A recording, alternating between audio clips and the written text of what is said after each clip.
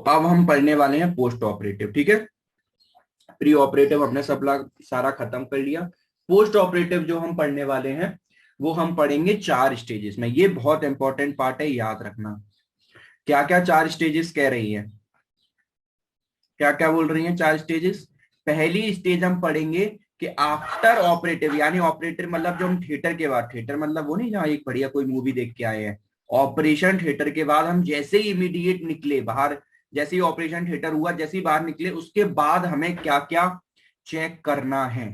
क्योंकि अब टेस्ट, अब तो हमारा ओवरऑल काम क्या है, चेक करना कि उससे कोई कॉम्प्लिकेशन हो तो नहीं गई। तो आफ्टर ऑपरेटिव हमारा चेक करना ही बचेगा, प्लस हमें किस तरीके से उसको वेंटिलेटर उन सबसे कैसे कैसे हटाना, समझते चलोगे, है ना। तो पहला आफ्टर ऑफ, जैसे ही वो थिएटर से निकला फटाफट वो देखो। फिर हमें क्या, फिर आफ्टर 4 घंटे बाद, मतलब सर्जरी होके 4 घंटे हो गए, तो फिर हमारे क्या क्या मैनेजमेंट रहेंगे, यानी स्टेप्स बढ़ते जा रहे हैं, ठीक है। क्या करेंगे, फिर उसके बाद हम उसे चेक करेंगे क्या वो एक्सट्यूबेशन के लिए रेडी है। एक्सट्यूबेशन का मतलब होता है अगर उसको सपोज वेंटिलेटर लगा हुआ है तो वो वेंटिलेटर हटाना हम स्टार्ट करें, क्योंकि वेंटिलेटर तो लगा होगा, आप ये बात मान लो, क्योंकि कार्डियक सर्जरी, थोरेसिक सर्जरी में हम रिस्क नहीं लेते। हम आपको बता, अभी मैं आगे आपको बताऊंगा और डीप में बताऊंगा। अभी इतना समझो कि हटाने के लिए तैयार है, और इफ इन केस अगर हमने हटा दिया, अगर ये चौथी स्टेज एक्स्ट्रा है। स्टेजेस 3 ही होती हैं, स्टेजेस यही 3 है। फोर्थ स्टेज तो ऐसी स्टेज है कि इफ इन केस जो हम एक्सट्यूबेशन कर रहे हैं, अगर हमने वेंटिलेटर हटा रहा है, कहीं ऐसा तो नहीं कि रेस्पिरेटरी फेलियर हो जाए कि हमने हटाया और पेशेंट सांस ही नहीं ले पा रहा, तो उस केस में हम क्या करेंगे, फिर हमारा क्या काम होगा। उस केस में तो हमारा यही काम होगा कि दोबारा वेंटिलेटर को लगा दो। तो उस स्टेज को हम डीप में नहीं पढ़ेंगे, वहां तो हमारा यही काम है। अच्छा, सांस नहीं ले पा रहा तो फिर वेंटिलेटर फिर वापस लगाओ, फिर वही शुरू से कहानी करो जो थर्ड स्टेज में कर रहे हो, है ना। तो मेनली जो हमारा रोल रहेगा फर्स्ट सेकंड थर्ड को बहुत डीप में समझना रहेगा। क्लियर, एक एक करके फटाफट समझते चलते हैं। पहला, upon return from the theatre, जैसे ही वो बाहर आया तो सबसे पहले हमारा चेक काम करना होता है एयरवे।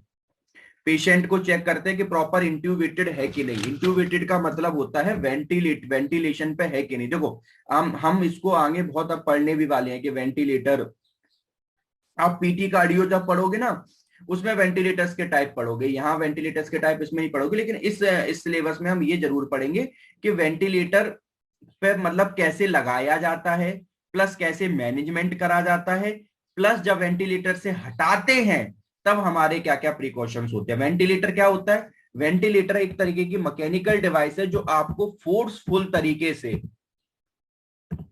आपके लंग्स के अंदर एयर भर रही है, यानी और एयर नहीं बोलो, ऑक्सीजन बोलो, आपके लंग्स को ऑक्सीजन दे रही है। एक जो नॉर्मल मास्क होता है, ये आप देखते हो वेंटिलेटर है, एक जो नॉर्मल ऑक्सीजन होती है उसमें तो क्या वो तुम्हें तो सिर्फ ऑक्सीजन आ रही होती है, लेना आपको होता है। ये वेंटिलेटर होता है ना, ये फोर्सफुल दे रहा होता है। ये जनरली आपको कैसे देते हैं, दो दो रूट होते हैं। या तो आपको नोज के थ्रू, है ना, नोज के थ्रू जो कैसे डाला जाता है, एंडोट्रैकियल ट्यूब, या तो ट्रैकिया के थ्रू। जो मेजरली होते हैं वो ईटीटी ही डालते हैं, एंडोट्रेकियल ट्यूब्स के थ्रू ही डालते हैं। एंडोट्रेकियल ट्यूब मतलब ट्रेकिया में होल कर देते हैं और वहां से फिर पाइप डालते हैं, और वो पाइप आपके कहां पहुंच जाता है, ये देखो, ये ऐसे पाइप डाला। अब इसमें अलग अलग होता है, नोज से भी डाल सकते हैं। अब जिनका नोज ब्लॉक होता है या नोज का एरिया छोटा है, क्योंकि पाइप बहुत मोटा था, इसको समझना, बहुत इंपॉर्टेंट चीज बता रहा हूं कि ये 3 जगह से डाल सकते हैं पाइप। कहां कहां से डालते हैं, या तो नोज से डाल सकते हैं, या माउथ से डालते हैं, या ट्रेकिया में इधर होल करके डालते हैं, ठीक है। अब लोग कंफ्यूज होते हैं, लोग ईटीटी का मतलब हमेशा यही समझते हैं कि ट्रेकिया से ही डाला जाएगा। एंडोट्रेकियल यानी ट्रेकिया में डाला जाएगा, मगर होल के दर जरूरी तो ना डायरेक्ट ट्रेकिया में होल करे, डालना ट्रेकिया में है ना। नोज से भी तो ट्रेकिया में डाल सकते हैं, माउथ से भी तो ट्रेकिया में डाल सकते हैं, या ट्रेकिया तो यहाँ पर प्रेजेंट है ना, ट्रेकिया आपका यहाँ प्रेजेंट है, किसी से भी डाल सकते हो। अब दिक्कत ये देखते हैं कि सबसे पहले चूज करते हैं नोज, क्यों, क्योंकि नोज सीधा ट्रेकिया में खुल रहा है। माउथ में तो आपको, माउथ तो सीधा ईसोफेगस में खुलता है ना, वहां पर तो आपका पैलेट होता है। आप समझ तो कभी कभी देखा खाना आपकी एकदम ट्रेकिया में चला जाता है, एकदम जल्दबाजी से खा लो, फिर एकदम रिफ्लेक्स मारता है, क्यों, क्योंकि आपकी जानते हो आपका वो वहां पर क्या लगा होता है, आपके मैकेनिज्म में जब आप खाना खा रहे हो तो वहां पर वो जो ट्रेकिया वाला पाइप होता है वो बंद हो जाता है, बचपन से पढ़ते आ रहे हो, है ना, बंद रहता है। तो क्या करते हैं, ये देखो, ये जो नॉर्मली हम करते क्या है, पहले हम नोज से डालने की कोशिश करते हैं। ये माउस से दिख रहा है, दिख रहा है ट्रेकिया के अंदर, ये देखो ये पाइप क्या, ठीक है।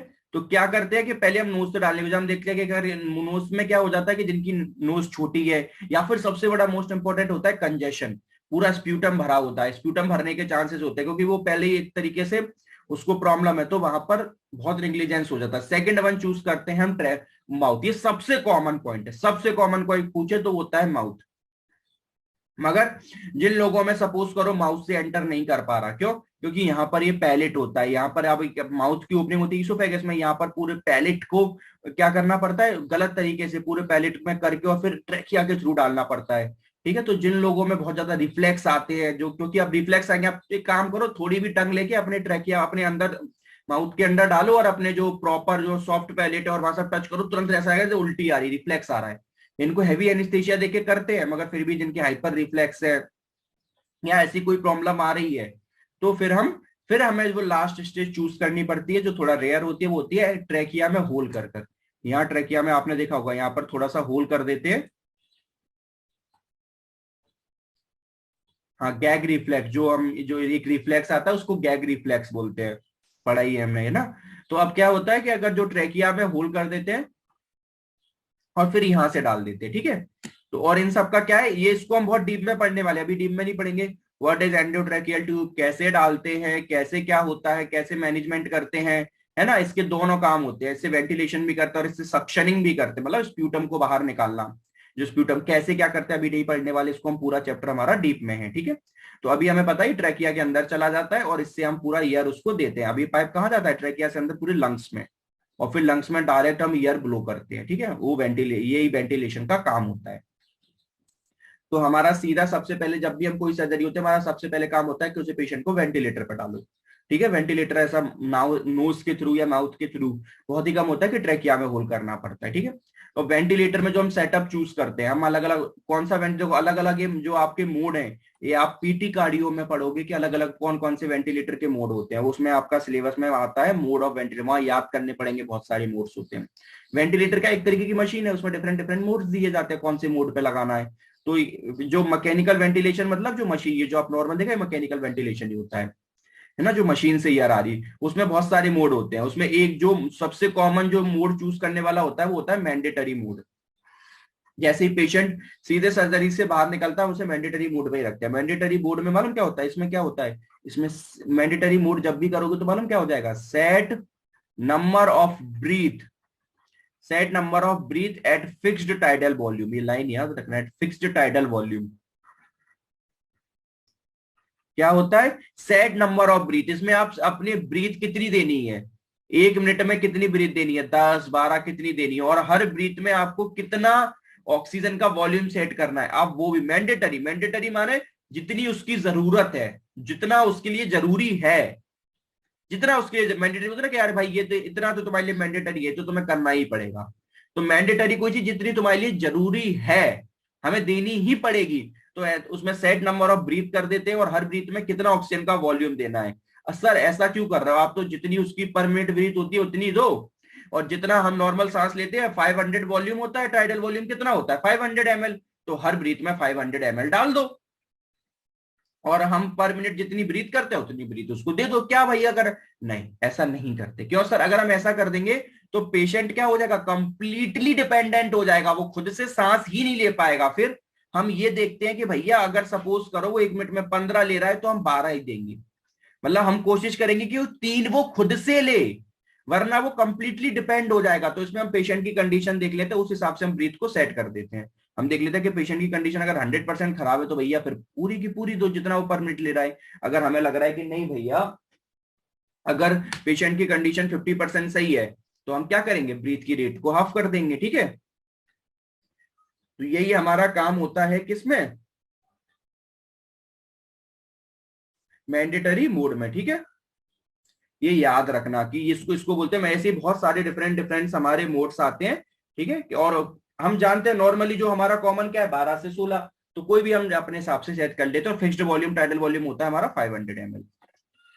ये हम करते हैं कौन सा, जैसे पेशेंट आए आप तुरंत, वरना अगर हम ये नहीं करेंगे तो ये पेशेंट को ट्रिगर ही नहीं होगा। हम 100% देने लग जाएंगे ना, तो पेशेंट ट्रिगर ही नहीं, 100% देते भी है उनको जो उनका 100% खराब है। अगर हमें पता है कि इनका 20% बचा हुआ है तो 80% ही दो।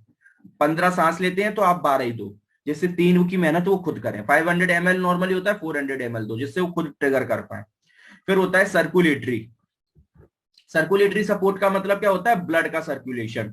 ठीक है, ये बहुत इंपॉर्टेंट पॉइंट है, इसको जरा अच्छे से समझना। ठीक है, ये हम तुरंत कौन से वाले पॉइंट पढ़ रहे हैं कि आफ्टर जैसे ही थिएटर से निकला,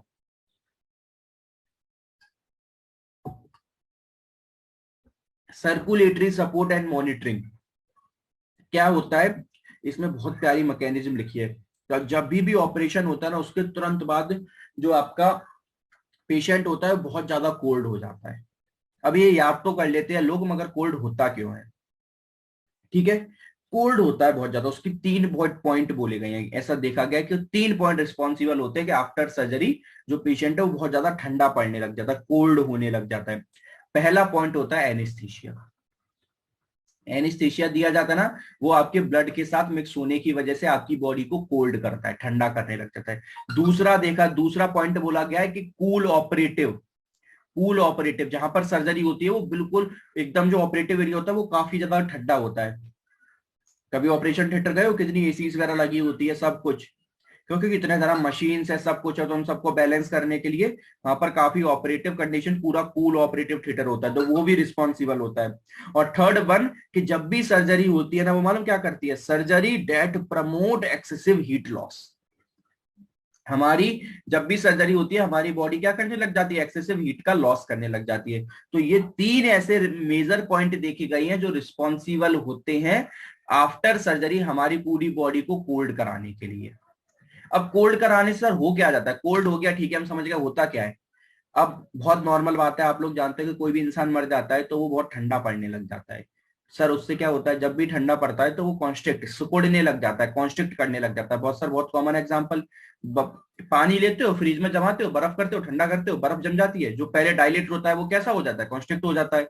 और एक नेचर का एक फिनोमेना है जिसमें जितनी ज्यादा हीट दोगे वो उतना क्या करेगा? डायलेट करेगा। क्यों? पानी को गर्म करो तो भाप बनेगी, वेपर्स बनेंगे, ठंडा करोगे तो बर्फ बनेगी, यानी कॉन्स्ट्रिक्ट करेगी, तो वो फिनोमेना होता है। पेशेंट जब भी जितना ज्यादा ठंडा होगा उसकी पूरी बॉडी उतनी ही कॉन्स्ट्रिक्ट करती है, वैसो कॉन्स्ट्रिक्शन होना स्टार्ट हो जाता है। और वो बहुत खतरनाक होता है, बहुत ज्यादा खतरनाक हो जाता है। क्यों? क्योंकि अगर वॉस्टो कॉन्स्ट्रिक्शन जैसे ही स्टार्ट होता है, क्या होता है? उसके सारे ऑर्गन्स कॉन्स्ट्रिक्ट करना स्टार्ट कर जाते हैं। कॉन्स्ट्रिक्ट का समझ रहे हो? सारे ऑर्गन्स कैसे एकदम कॉन्स्ट्रिक्ट कर जाएंगे, तो क्या होगा? उसके ऑर्गन फेलियर होना स्टार्ट हो जाएंगे, और ये बहुत बड़ा रीजन बन जाता है डेथ का, ये कॉन्स्ट्रिक्शन। इसलिए आफ्टर सर्जरी हम जीटीएन इन्फ्यूजन चढ़ाते ही चढ़ाते हैं। What is GT infusion? ये याद करो, ग्लिसरिल। मैं सबको आपको डीप में समझा रहा हूं, मैं कोई भी चीज आपकी ऐसी निकाल ही नहीं रहा हूं कि नहीं आप बोल दो अरे नहीं सर बस नाम याद करा दिया। ठीक है ना? तो मैं आपको जितनी भी बता रहा हूँ वो सब क्या डीप में बता रहा हूँ पूरी। ठीक है, तो जीटीएन इन्फ्यूजन चढ़ाते हैं आफ्टर कोल्ड। ग्लिसरिल, ग्लिसरिल ट्राई नाइट्रेट का सॉल्यूशन चढ़ाया जाता है 4 घंटे तक जनरली। मतलब सर्जरी के 4 घंटे तक तो चढ़ाते ही चढ़ाते हैं। इससे क्या होता है? इससे ये होता है कि ये आपके सारे ऑर्गन्स को रिलैक्स करता है, क्योंकि जो आपकी बॉडी की वजह से कॉन्स्ट्रिक्ट हो रहे हैं ना, उससे आपके सारे ऑर्गन्स कॉन्स्ट्रिक्ट हो जाएंगे तो काम करना बंद कर देंगे, तो ये सारे ऑर्गन को रिलैक्स करता है। इसलिए बहुत इंपॉर्टेंट होता है जीटीएन इन्फ्यूजन। अब आपको पता चल गया कि कोल्ड होते हैं, कोल्ड के होते हैं, ये भी बता दिया, कोल्ड होने से क्या होगा, उससे बचाएंगे कैसे वो भी बता दिया। ठीक है, चेस्ट एक्सरे। चेस्ट एक्सरे कर क्यों करेंगे सर? अभी बताया था, जो ईटीटी ट्यूब डाल रहे थे, एंडोट्रेकियल ट्यूब डाल रहे थे, तो वो सब चेक करते हैं एक्सरे से कि भैया वो प्रॉपर लंग्स के अंदर है कि नहीं, कि इधर उधर चली गई। जब हम ईटीटी ट्यूब पढ़ेंगे तो उसमें उसमें भी पढ़ोगे कि जब एक्सरे से बार बार जब ईटीटी ट्यूब डालने के बाद एक्सरे करा के देखते हैं कि प्रॉपर अपनी जगह पे है कि नहीं, वरना इधर उधर हो गई तो प्रॉब्लम क्रिएट हो जाएगी, है ना? वेंटिलेशन प्रॉपर काम नहीं करेगा तो उससे उसकी प्रॉब्लम ना हो जाए। तो जैसे ही ईटीटी ट्यूब डाल देते हैं तुरंत आफ्टर सर्जरी फटाफट लगे एक्सरे करा के देखते हैं, अच्छा ओके ईटीटी ट्यूब अपनी लोकेशन पर है कि नहीं। देखो एक बार दिखा देता हूँ फटाफट जल्दी।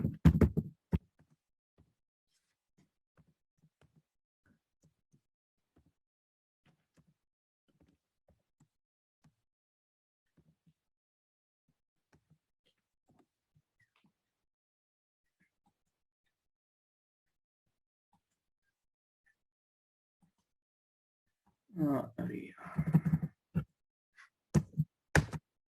एंडोट्रेकियल,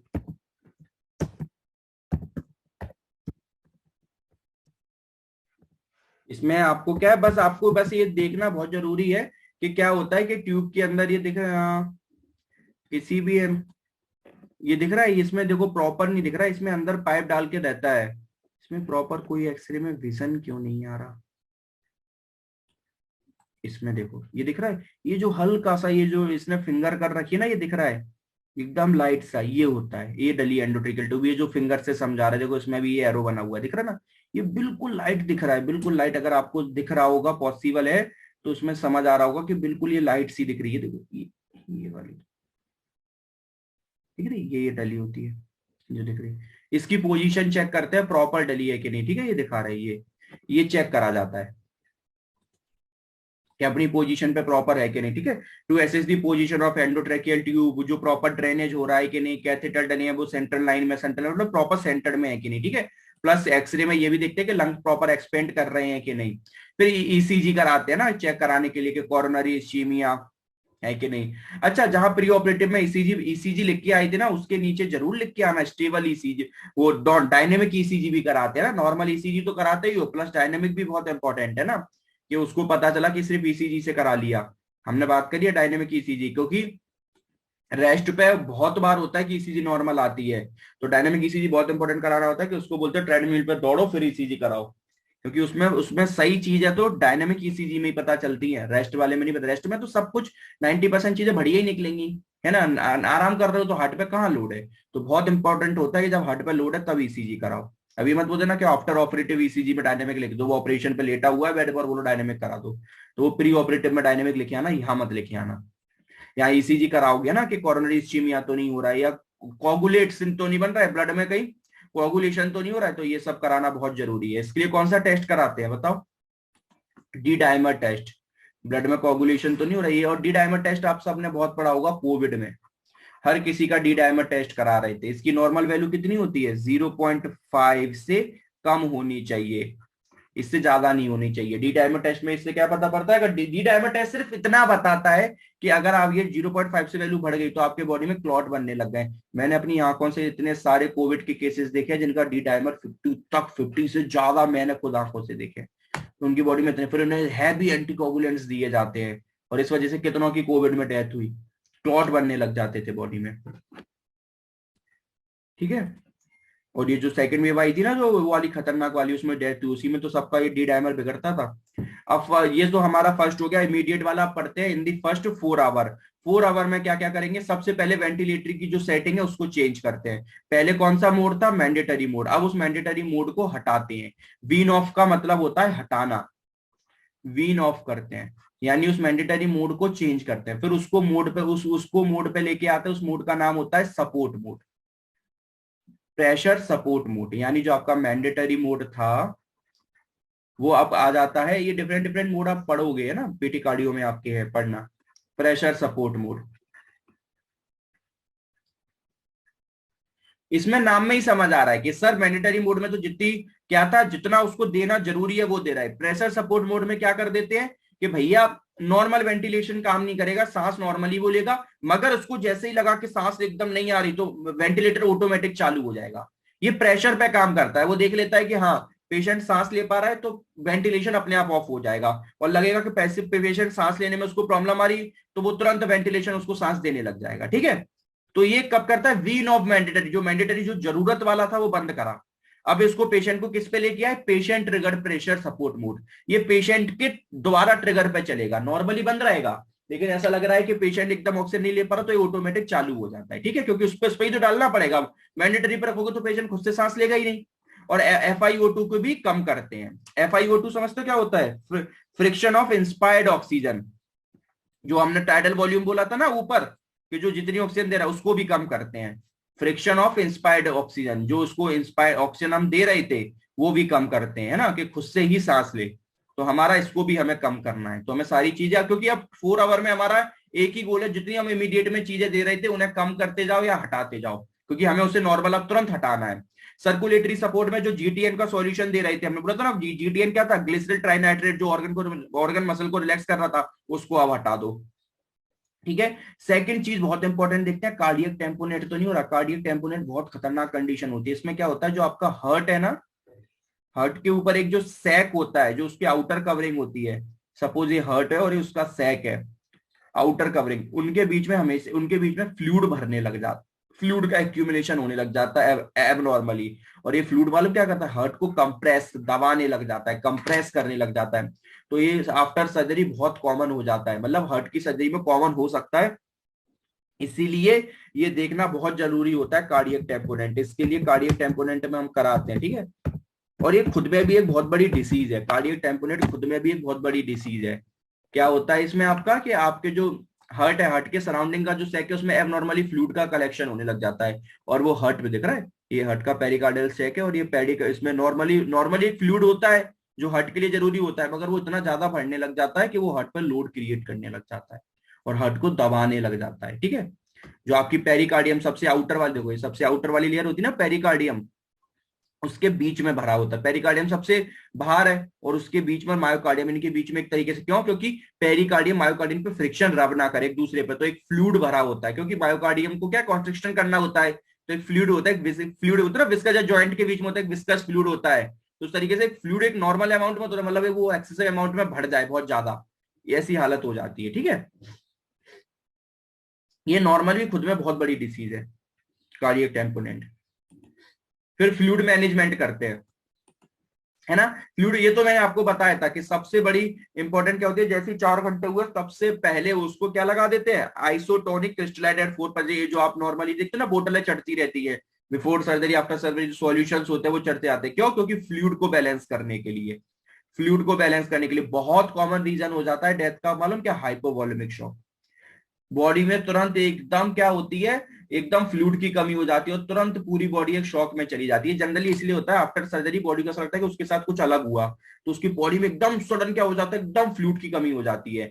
तो हम इस वजह से उसको क्या होता है, ये आइसोटोनिक सॉल्यूशन चढ़ाते ही रहते हैं, चाहे उसके अंदर भले फ्लूइड की कमी नहीं हो, क्योंकि वो होती है ना जब भी तो एकदम सडन होती है। तो हमारी बहुत बड़ी रिस्पॉन्सिबिलिटी होती है। और फिर सेकंड बड़ा सबसे इंपॉर्टेंट काम कि आयंस चढ़ाना, क्योंकि आयंस की भी सडन एकदम कमी हो जाती है। तो इन सब में हम वेट नहीं करते, हाइपोकैलेमिया और हाइपोमैग्नीशियमिया चढ़ाते ही रहते हैं। हाइपोकैलेसेमिया यानी क्या, हमारा जो पोटेशियम है वो एकदम इतना बहुत ज्यादा कम होने लग जाता है, तो पोटेशियम है ना, पोटेशियम कम हो रहा है तो उसको भी हमें चढ़ाना है। और मैग्नीशियम, ये हमारा मैग्नीशियम भी और पोटेशियम भी, ठीक है, पोटेशियम, तो इनको हमें क्या करना है, इनको हमें चढ़ाते रहना है, ठीक है। अब थर्ड वन बचा है, are they ready for extubation, जो थर्ड स्टेज कही थी हमने, ठीक है। मतलब क्या वो तैयार है सब हटाने के लिए नॉर्मल, तो वो कब हम चेक करेंगे, तो वो हम सबसे पहले चेक करेंगे कि हम कुछ के लिए कुछ कंडीशंस मीट होनी चाहिए, इसको बोलते हैं वीनिंग क्राइटेरिया। ये हम पढ़ेंगे, इस थर्ड स्टेज को हम बहुत डीप में पढ़ेंगे, जब हम अलग से एक पूरा चैप्टर पढ़ेंगे, उस चैप्टर का नाम ही होगा वीनिंग ऑफ एंडोट्रेकियल ट्यूब या वीनिंग ऑफ वेंटिलेटर। क्योंकि जब मतलब अब वेंटिलेटर एंडोट्रेकियल ट्यूब को कंप्लीटली हटाना, उसको हम बहुत डीप में पढ़ने वाले हैं, तो उसी को बोलते हैं वीनिंग ऑफ क्राइटेरिया, इसको वीनिंग ऑफ क्राइटेरिया बोला जाता है। ये सारी कंडीशन बहुत, इसमें तो बहुत लिमिटेड लिख के आना होता है, लेकिन उसमें तो बहुत डीप में पढ़ेंगे, क्योंकि अलग से पूरा चैप्टर है कि कौन कौन से क्राइटेरिया है, कौन कौन सी रिपोर्ट हमें देखना है। जब बॉडी पूरी स्टेबल है तभी हम उसे वेंटिलेटर से हटाएंगे। हम देखते हैं हीमोडायनेमिक स्टेबिलिटी है कि नहीं, यानी प्रॉपर ब्लड फ्लो हो रहा है, जो कोल्ड था वो नॉर्मल नॉर्मोथर्मिया हो गया कि नहीं हो गया, टेम्परेचर नॉर्मल हो गया, प्रॉपर प्रॉपर अलर्ट है ना। अगर आप जो खुद से सांस ले पा रहा है ना, ऑक्सीजन का लेवल नॉर्मल, जब सब कुछ नॉर्मल है तो हम उसे हटा देंगे, ठीक है। अब ये भी पढ़ेंगे अगर कहीं ऐसी कंडीशन आ गई, सपोज जो फोर्थ वन था कि अगर वेंटिलेटर फेल हो गया हटाना, हमने तो कंडीशन देख ली, ठीक है भैया सब नॉर्मल था, हमने जैसे ही वेंटिलेटर हटाया कुछ टाइम बाद उसको फिर प्रॉब्लम आ गई, तो उसको बोलते हैं फेलियर ऑफ वीनिंग ऑफ। वो जनरली बहुत ही कम होता है, 5% केसेस में ही होता है कि ये सब हम पूरा पढ़ेंगे। अगर फेलियर हो गया तो हम मतलब फेलियर कितने परसेंट चांस होता है, तो फिर हम क्या करेंगे, है ना। वेंटिलेटर अगर फेलियर हो गया तो उसमें हम फिर हम वापस दोबारा उसको वेंटिलेटर पर डाल देते हैं, ठीक है। ये सब अलग से चैप्टर से हमारे बहुत डीप में, अभी असेसमेंट में तो हमें शॉर्ट शॉर्ट में सबको लिखना है, ठीक है। फिर पेन कंट्रोल कैसे करोगे किसी भी पेशेंट का, इसके लिए मैंने बहुत, देखो यहाँ तो बहुत शॉर्ट में लिखना है, अगर डीप में समझना है तो हम, मैंने ये थर्ड ईयर में था न्यूरो सर्जरी के अंदर, न्यूरो सर्जरी के अंदर मैंने आपको एक चैप्टर पढ़ाया है पेन मैनेजमेंट करके, वहां मैंने ये जो हेडिंग है सारी बहुत डीप में समझाई है। अगर आप चाहो तो न्यूरो सर्जरी की प्लेलिस्ट के अंदर जाकर चेक कर सकते हो, बाकी यहाँ पर तो सिर्फ आपको उनके नाम लिखने हैं। एपिड्यूरल एनेस्थेसिया मतलब क्या, जो हमारी एपिड्यूरल स्पेस होता है ना, स्पाइनल कॉर्ड में ड्यूरा मैटर होता है, उसमें जो वहां पर एनेस्थेसिया लगाया जाता है, ठीक है ना। या फिर पैरावर्टिबल ब्लॉक, मतलब दो वर्टिबल ब्लॉक के बीच में एनेस्थेसिया लगा देते हैं जिससे पेन कम हो। और एनाल्जेसिक मतलब इंट्रावीनसली हम उसको ऑपोइड्स और ये सब देते हैं। ये सब डीप में समझना है तो मैंने चैप्टर बता दिया, वहां जाके देखना है। क्लियर? क्योंकि यहाँ डीप में हमें लिखना नहीं, यहाँ याद करना है। टेंस हम जानते हैं, ट्रांसक्यूटेनियस इलेक्ट्रिक नर्व स्टिमुलेशन हमारा पीटी का है ना। ओरल एनाल्जेसिक, पैरासिटामोल, आइबुप्रोफेन, डाइक्लोफिलिक, ये सब हम देते हैं। हमारे एम्स क्या है, लास्ट बचा है हमारे क्या क्या एम्स है भैया, हमें क्यों ये सब करना पड़ रहा है। एक ही गोल है कि हम पेशेंट को क्या कर सके, उसकी प्रॉपर सर्जरी को क्या कर सके, मिनिमल कॉम्प्लिकेशन ला सके। तो पोस्ट ऑपरेटिव जो हमारा है पीटी असेसमेंट, उसका क्या काम है, to minimize the risk of non infection infection pulmonary complications. जितने भी जो कॉम्प्लिकेशंस है उनको हम मिनिमम कर सके, अगर हो भी गई है तो उनको कम करो। क्योंकि प्री ऑपरेटिव में क्या होता है कि होने मत दो, और पोस्ट ऑपरेटिव में क्या है, जो हो गई है उनको मिनिमाइज करो। क्योंकि यहाँ नहीं रोक सकते ना, यहाँ तो पोस्ट का मतलब क्या, हो चुकी है। तो यहाँ अगर हो गई है तो उन्हें फिर मिनिमाइज करो। जैसे सपोज एथलेट एक्सेस हो गया, निमोनिया, एथलेट एक्सेस मतलब लंग कोलैप्स हो रहे हैं या निमोनिया वगैरह हो रहा है, तो आप क्या करोगे। हमारा एम क्या है ओवरऑल, यही सारे काम है। पेशेंट को एजुकेट करो कि भैया अगर कोई पेन, कोई तकलीफ, तुरंत बोलो, है ना, ये मत करो। मैक्सिमाइज ऑफ लंग वॉल्यूम, हमारा क्या काम है कि लंग पूरी तरीके से मैक्सिमाइज हो, फूल है, प्रॉपर सांस ले। Prevention of sputum retention, sputum ना उसके में आए, तो इसीलिए हम मालूम पूरा सक्शनिंग भी करते हैं, सक्शन पाइप डाल के एंडोट्रेरियल ट्यूब से पूरा सक्शन करके पूरा स्प्यूटम को बाहर निकालते रहते हैं। इसको हम डीप में पढ़ेंगे बहुत, एक सक्शनिंग करके चैप्टर पढ़ेंगे जिसमें हम बताएंगे कैसे हम सक्शन करते हैं, क्यों करते हैं, कितने प्रेशर पे करते हैं, है ना, स्प्यूटम क्लियरेंस करते हैं। पीटी कार्डियो में आप बहुत अच्छे से पढ़ोगे, स्प्यूटम क्लियरेंस के लिए बहुत सारी एक्सरसाइजेस पढ़ोगे जिससे स्प्यूटम को क्लियर करा जाता है, वो पीटी कार्डियो का पार्ट है। शोल्डर रेंज, अच्छा हमें शोल्डर का रेंज ऑफ मोशन क्यों, क्योंकि हमने बात करा जितनी भी जो कार्डियक में कट लग रहे थे, हमने जो पढ़ के आए कार्डियोथोरेसिक सर्जरीज में, वो सब बहुत सारे जो पेस मेकर वो सब शोल्डर जॉइंट के पास में ही लगते हैं। तो जिधर कट लगता है वहां पर क्या होता है, पेशेंट वो शोल्डर जॉइंट का मूवमेंट करना बंद कर देता है। क्यों? क्योंकि वहां पर क्या है, सूचर्स लगे हुए हैं। तो 10-15 दिन तो वो सूचर्स की वजह से नहीं करता, फिर कुछ टाइम बाद में मूवमेंट लॉस होने लग जाता है। तो हमें उसका बहुत जल्दी हमें रेंज ऑफ मोशन लेके आना होता है। पेशेंट को जितना जल्दी हो सके उतना जल्दी उसे चलाना स्टार्ट करो।